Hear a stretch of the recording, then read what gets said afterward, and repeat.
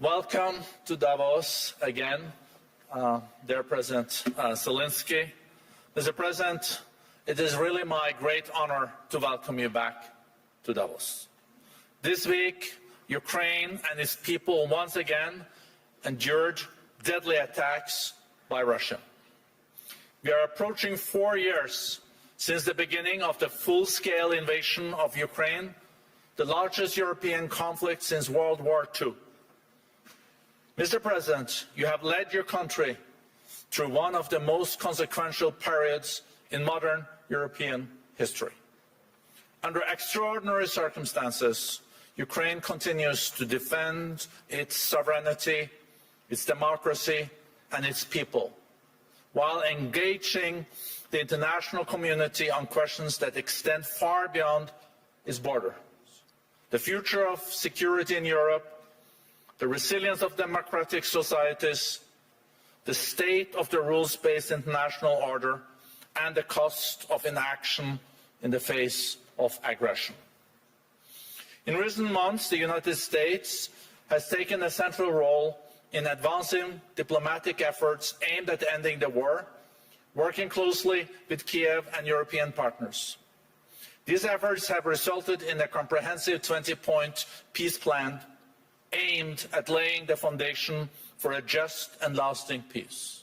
And I know that President Zelensky just met with President Trump, and I hope that was a very, very good meeting. These efforts, as I mentioned, reflect the sustained push grounded in shared values and strategic cooperation to reach a negotiated resolution that respects Ukraine's territorial integrity and long-term security. It's in this spirit of cooperation and with the urgency for peace that we welcome today a leader whose courage and commitment continue to shape the world, continues to shape the path forward. I think you see, Mr. President, that we're all ready for your speech and that you also chose to come here in Davos during a very difficult time for you and your people. Welcome, Mr. President.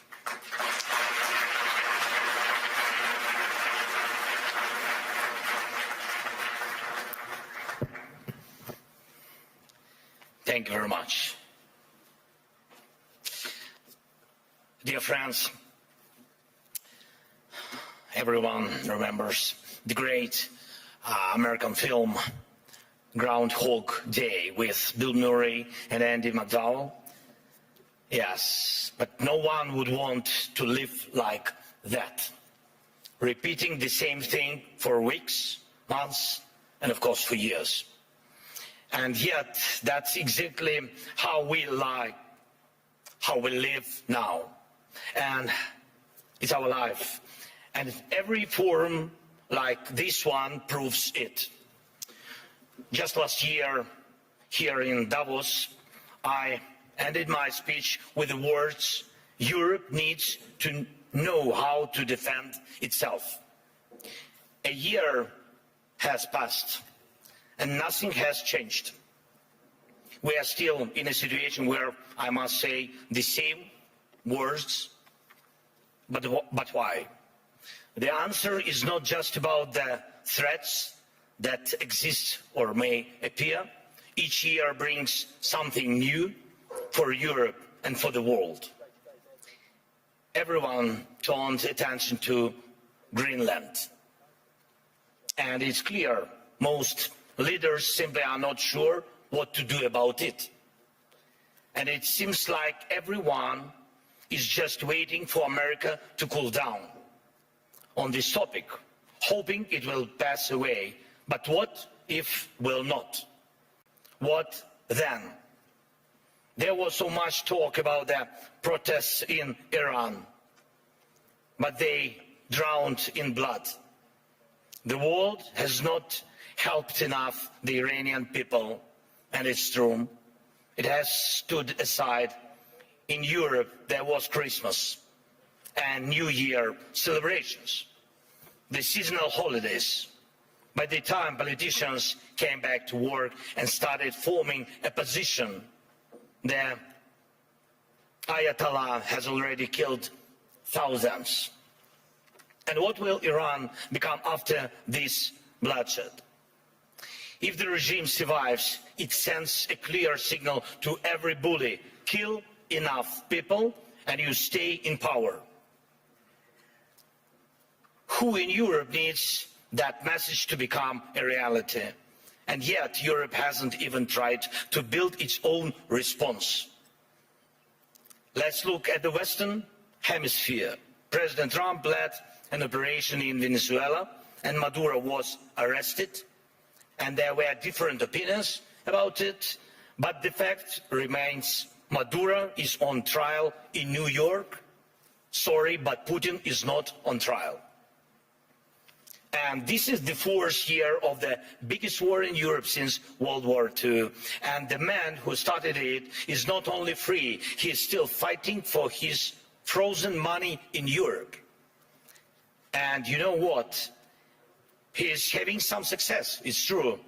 It's Putin who is trying to decide how the frozen Russian assets should be used, not those who have the power to punish him for this war. Thankfully, the EU decided to freeze Russian assets indefinitely, and I'm grateful for that. Thanks Ursula, thanks Antonio, and all the leaders who helped. But when the time came to use those assets to defend against Russian aggression, the decision was blocked. Putin managed this, yes, managed to stop Europe, unfortunately. Next point. Because of the America's position, people are now avoiding the topic of the International Criminal Court. And that's understandable. It's American historical position. But at the same time, there is still no real progress on establishing a special tribunal for Russian aggression against Ukraine, against the Ukrainian people. And we have an agreement, it's true. Many meetings have taken place, but still Europe hasn't reached even the point of having a home for the tribunal with staff and actual work happening inside. What's missing? Time or political will. Too often in Europe, something else is always more urgent than justice. Right now, we are working actively with partners on security guarantees, and I'm grateful for that, but those are for after the war ends. Once the ceasefire begins, there will be contingents and joint patrols and partner flags on Ukrainian soil. And that is a very good step and the right signal that UK and France are ready to actually commit their forces on the ground, and there is already a first agreement on that. Thank you, Keir, thanks Emmanuel, and all the leaders in our coalition. And we are doing everything to make sure that our coalition of the willing truly becomes a coalition of action. And again, everyone is very positive, but, always but the backstop of President Trump is needed.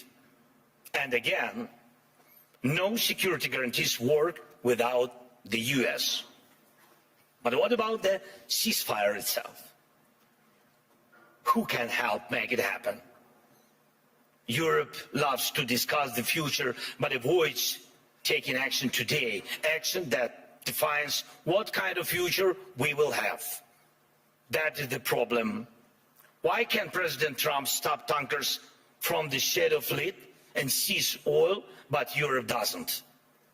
Russian oil is being transported right along European shores. That oil funds the war against Ukraine. That oil helps destabilize Europe. So Russian oil must be stopped and confiscated and sold for Europe's benefit. Why not?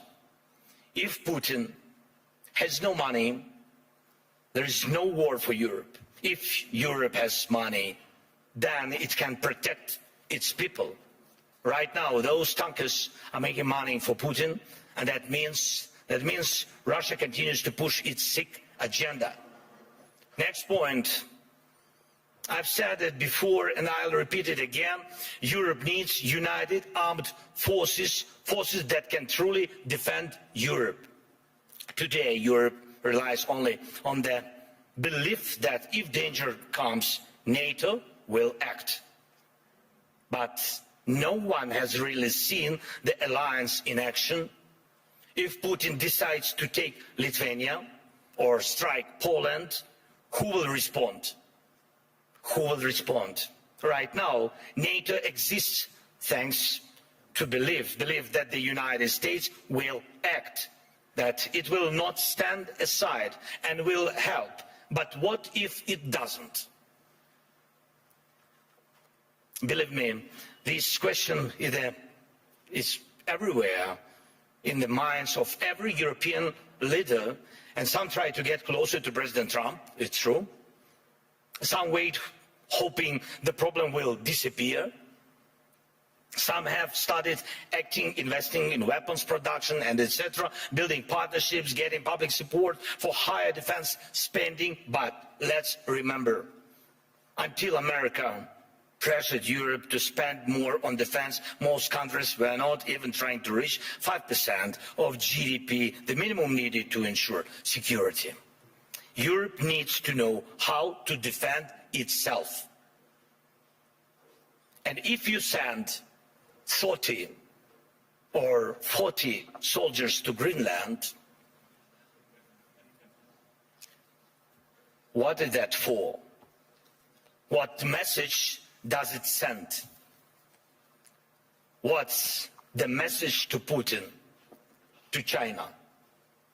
And even more importantly, what message does it send to Denmark? The most important, your close ally.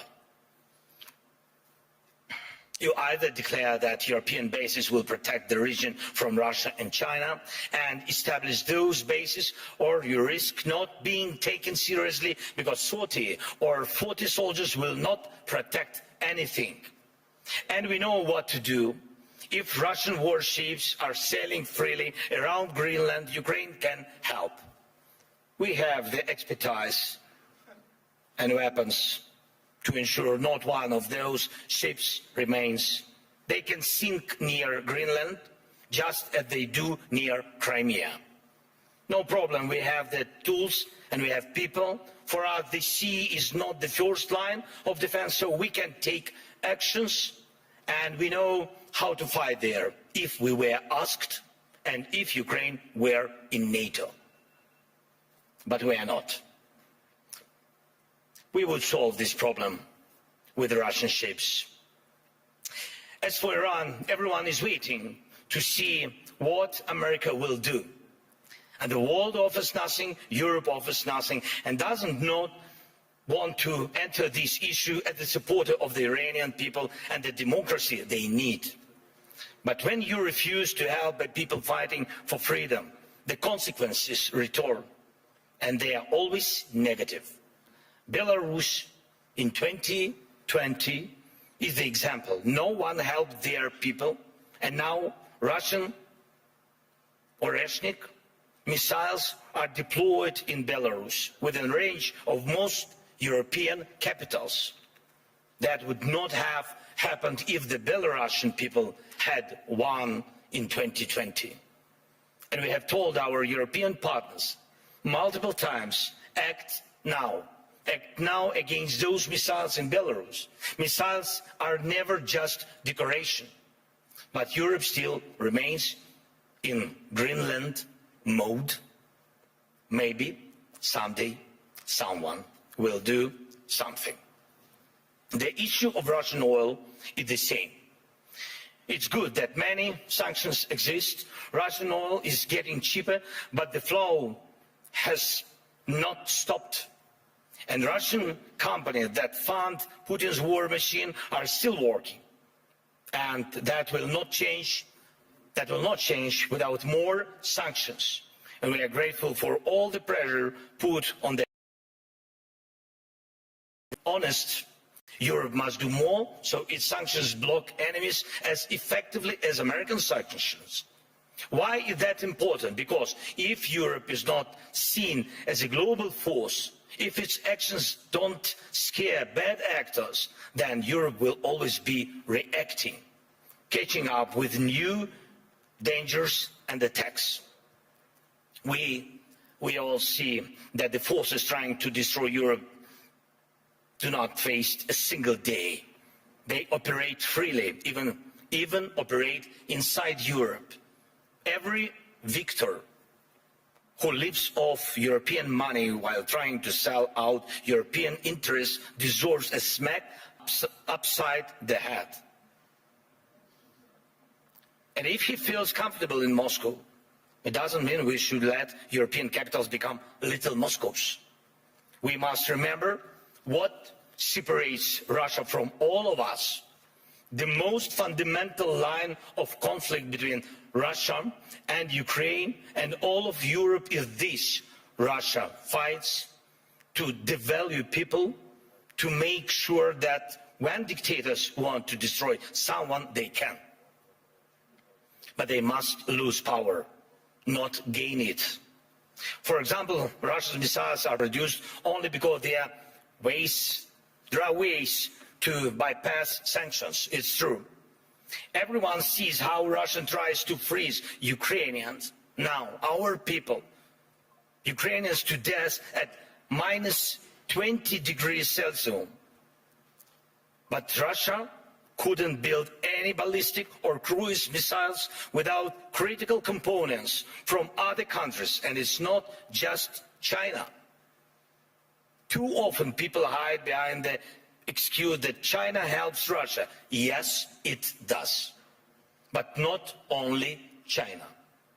Russia gets components from companies in Europe, the United States, and Taiwan. Right now, many are investing in stability around Taiwan to avoid war. But can Taiwanese companies stop contributing electronics to Russia's war? Europe says almost nothing. America says nothing. And Putin makes missiles. And I thank every country, of course, and every company that helps Ukraine repair its energy system. This is crucial. Thank you to all who support the Pearl program, helping us buy Patriot missiles. But wouldn't it be cheaper and easier to just cut Russia off from the components it needs for missiles production? Or even destroy the factories making them? Last year, most of the time was spent talking about long-range weapons for Ukraine. And everybody said that the solution was within range. Now, no one is even talking about it. But Russian missiles and Shaheds are still here. And we still have the coordinates of the factories where they are made. Today, they target Ukraine. Tomorrow, it could be any NATO country. And here in Europe, we are advised not to mention tomahawks. Not to mention tomahawks to the Americans, not to spoil the mood. And we are told not to bring up Taurus missiles. When the subject is Turkey, diplomats say don't offend Greece. When it's Greece, they say be careful with Turkey. In Europe, there are endless internal arguments and things left unsaid that stop Europe from uniting and speaking honestly enough to find real solutions. And too often, Europeans turn against each other, leaders, parties, movements, and communities, instead of standing together to stop Russia, which brings the same destruction to everyone. Instead of becoming a truly global power, Europe remains a beautiful but fragmented kaleidoscope of small and middle powers. Instead of taking the lead in defending freedom worldwide, especially when America's focus shifts elsewhere, Europe looks lost, trying to convince the US president to change. But he will not change. President Trump loves who he is, and he says he loves Europe, but he will not listen to this kind of Europe. One of the biggest problems in today's Europe, though it's not often talked about, is the mindset. Some European leaders are from Europe, but not always for Europe. And Europe still feels more like a geography, history, a tradition, not a real political force, not a great power. Some Europeans are really strong, it's true. But many say we must stand strong, and they always want someone else to tell them how long they need to stand strong, preferably until the next election.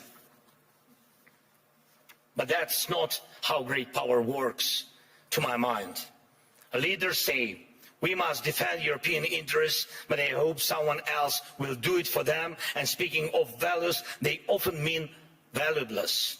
They are all like, we need something to replace the old world order with. But where is the line of leaders who are ready to act?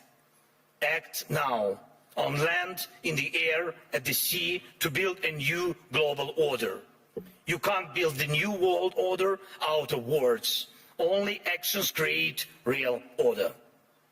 Today, America has launched the Board of Peace.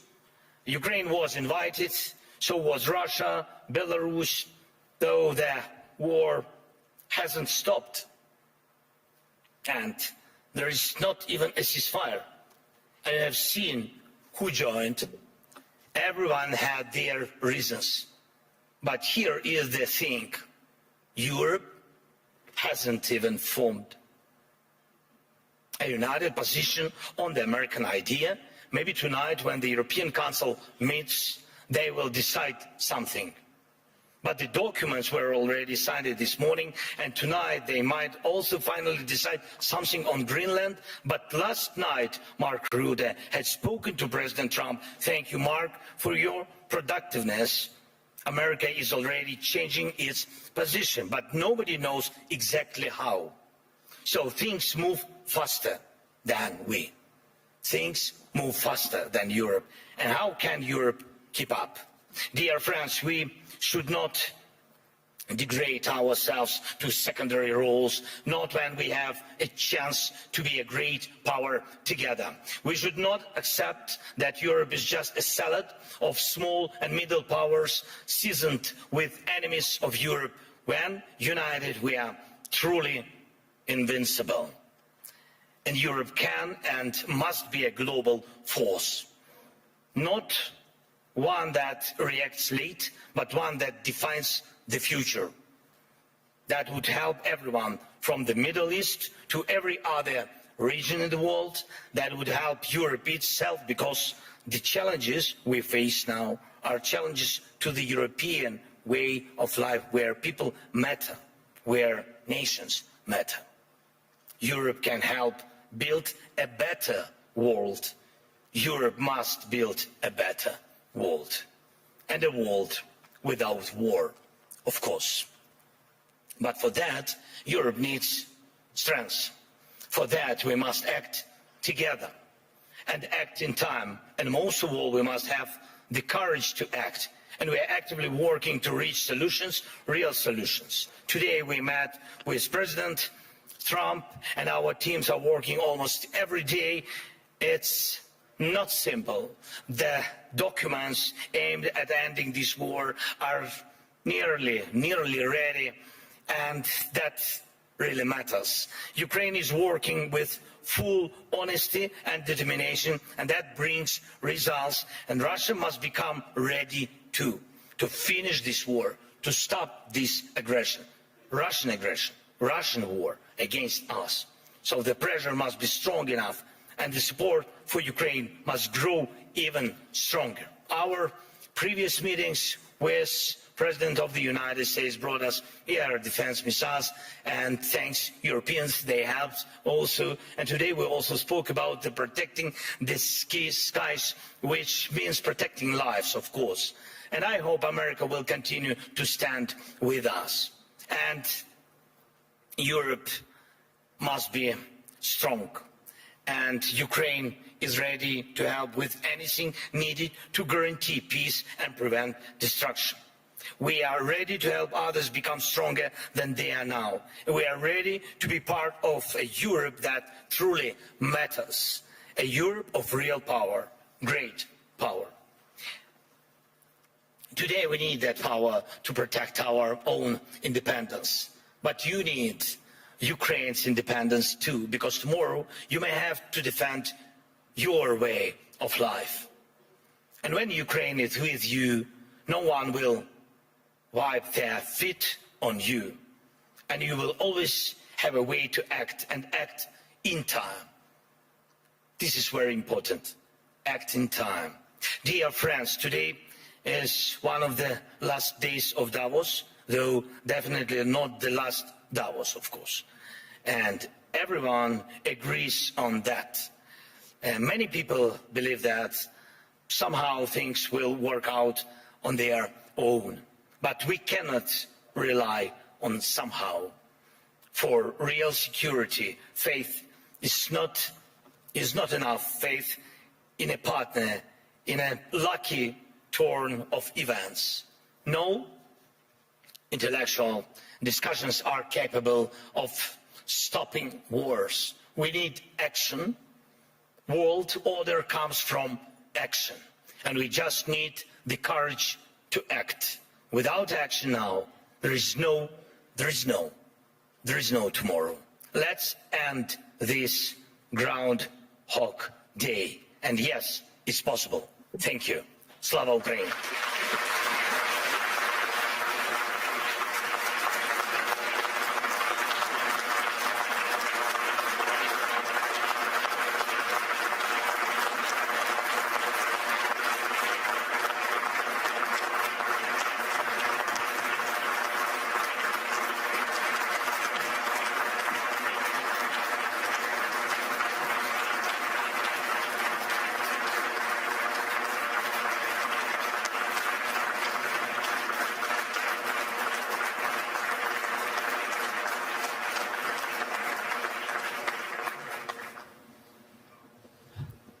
The President wanted me to sit, but I think you deserved every part of that standing ovation. Thank you so much. Mr. President. It is very good to have you back. How did your meeting with President Trump go? Honestly. Of course, honestly. But of course in the interest of your country. Yes, it was in the interest of my country. Yeah, the meeting was, I would never question that. No. The meeting was good, thanks to President, and thank you that he found time for us. And it's really, today I saw like my team, and they spoke with American team. And before my meeting with President Trump, my team spent a lot of time with Americans.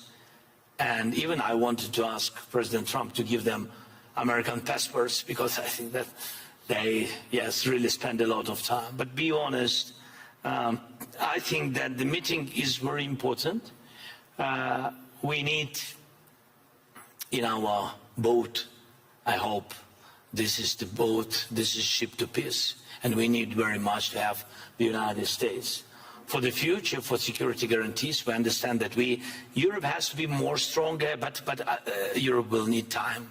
And today America is very strong, and I think that our teams worked well and come, like I think this like last mile, which is very difficult, which during any dialogue with any president, I have to defend the interests of my country.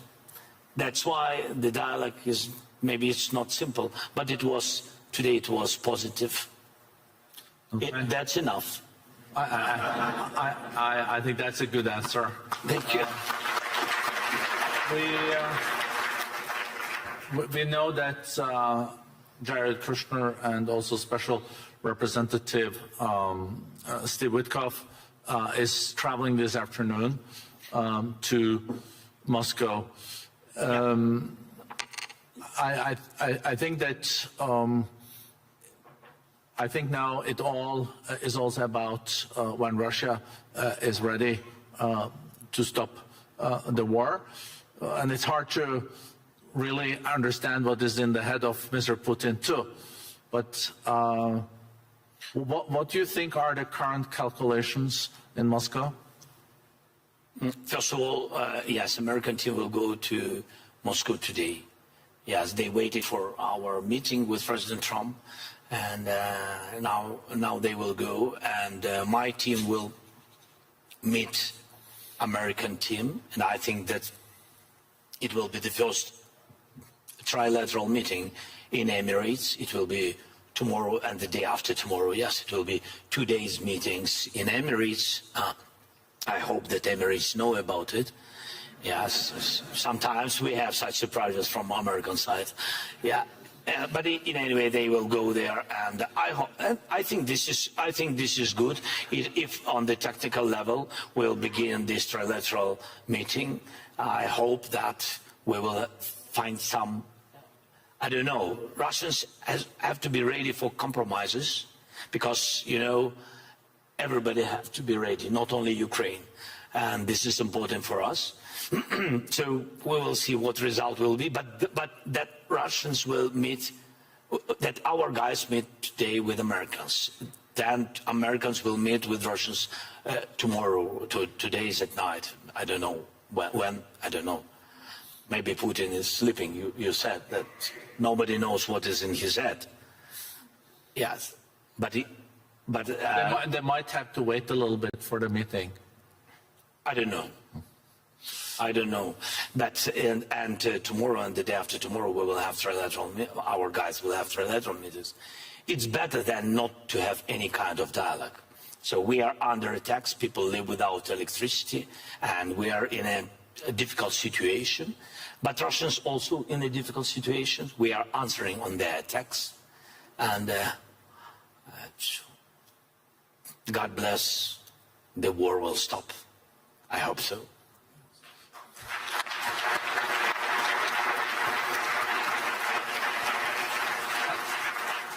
And what is now the most difficult part for Ukraine? We know it's attack on your whole energy system and electricity, but then there are also the casualties on the borders. So the humanitarian situation is more challenging now than a year ago. Yes, with Russia attacks energy, and they are focusing on it. And this is not a secret. This is not a mistake. This is their goal, to make blackouts in Ukraine. And they attack mostly civilians. They don't use a lot of missiles, these expensive missiles. What about I spoke before? They don't use it on the front. They use it against civilians, infrastructure, critical infrastructure. It's about everything, and hospitals, kindergartens, schools. But mostly it's about all about that technical things which which are focusing on destroying electricity, heating systems, water supplies, everything. Yes, this is where we are. This is the face of Russia, and really this is the face of this war. We have defending systems. We really created, I think, great ideas with drones, interceptors. We'll use them. We really produce them about 1,000 per day. We really produce about around that. But it's not enough. It's still not enough. Russia has about 500 drones, Iranian drones, each day, and dozens of missiles, ballistic missiles. And even those systems what partners gave us, of course they could give us more. Yes, and I spoke with President Trump today about it again. And I hope it was the last words, my last words. You know, like in Ukraine said, everybody remember only the last words. So my last words been several times to President Trump: don't forget about air defense, don't forget about patriots. And so this is very important for us. during this winter. So I think that all these attacks. I can't say that these attacks make us stronger, because it's about our people. The people, I mean, they are surviving. They are surviving in any case, but they are heroic people, civilians and soldiers, because they are not losers of this war, and this is important. They fight for their families, houses, and of course, for the freedom, and of course. Wow. Would you be willing to say something about the situation on the borders? You mean contact line? Yeah, contact lines. It's Russia wants to have a border there, but it's contact lines. I'm glad you corrected me, Mr. President. No, it's okay. It's not the first time for me. It is not okay, but you know, coming back to the borderline. So, would you like to say something about that? Yes. Look, I mean this again, it's about technologies, and I wanted to show you, but I had some technical questions, but I wanted to show you how we work. We see online the war, we see the real enemies, we see our losses and Russian losses. Russian losses are the biggest what they had ever. So I'm just sharing with you, the real statistic is 35,000 killed per month. 35,000 soldiers. Last year, these months, it was about 14,000. So Russia is not thinking about it, but we think about it. We think how they lose and how many soldiers they lose. We know that they mobilize 43,000 per month, and they begin to lose 35. From these 43, you have to know that about 10–15% are run away, and there are some wounded, but you can understand that their army stopped increasing. This is important because of our drones technologies and our operators of drones. But in any way, we want to stop tomorrow this war, of course. But you have to know that if the war will continue, Russia will start to lose the number of their army, or Putin will decide to mobilize this country, his country, I mean. Maybe last question, because I know you also need to go back to Kiev. It was not interesting with me, yes. Your people is behind you and showing my watch all the time. I would love to continue for another 15 minutes, Mr. President. So, but not more. 15 is okay? No.